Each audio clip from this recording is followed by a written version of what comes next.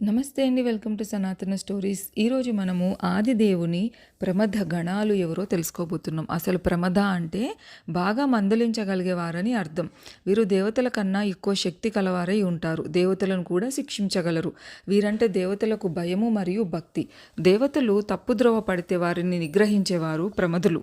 వీరు విశ్వమంతా వ్యాపించి నిగ్రహ శక్తులై సంచరిస్తారు. అయితే వీరు కోట్లలో ఉండగా వీరికి కొంతమంది గణాధిపతులు లేదా నాయకులు కూడా ఉంటారు.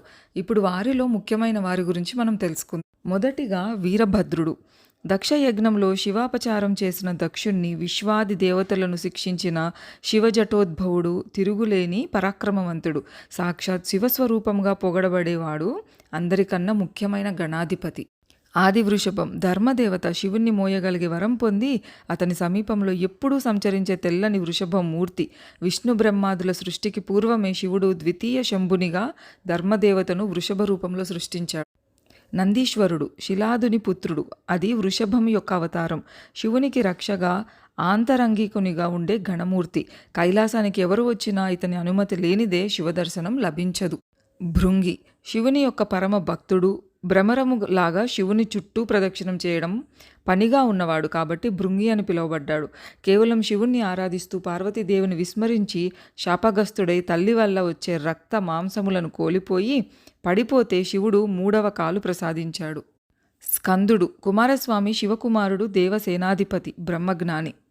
ఈ 5గురు వీరమహేశ్వర గురువులు. వారి గోత్ర పురుషులు. నేటికి వీరశైవులు ఈ గోత్రంలో ఉన్నారట. రేణుక, దారుక, ఘంటకర్ణ, విశ్వకర్ణ, ధేనుకర్ణ. శివుని పంచముఖాల నుండి ఉద్భవించిన గణశ్రేష్ఠులు. భూమిపైకి అయోనిజులై లింగము నుండి వచ్చి పంచమఠములను స్థాపించి శివాద్వైత్వాన్ని బోధించారు. మరలా లింగైక్యులయ్యారు. తరువాతది కాలాగ్ని రుద్రుడు లేదా కాలభైరవుడు. బ్రహ్మ 5వ తలను తీసివేసిన రుద్రుడు కపాలహస్తుడు, కాశీపురాధీసుడు. రిటి. ఉద్దాలకుని పుత్రుడు. శివకృపచేత పరమ జ్ఞానిగా మారి శివగణములలో చేరాడు.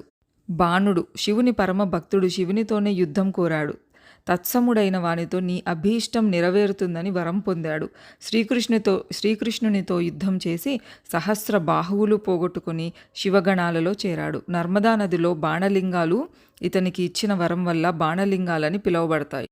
చివరుగా చండీశుడు. ఒక గోపబాలుడు శివపూజకు గుడిలో అనుమతించరని గొర్రెపెంటికను శివలింగంగా భావించి గొర్రెపాలతో పూజించాడు. భక్తి తన్మయత్వంతో ఆ పెంటిక శివలింగంపై పడబోతున్న తన తండ్రి కాలినే నరికేశాడు. కైలాసం నుండి శివుడు పరుగున వచ్చి ఆ బాలునికి గణ ఆధిపత్యాన్ని, శివ ఉచ్ఛిష్టంపై అధికారాన్ని కలిగించాడు. శివనింద చేసేవారికి అతడు చండ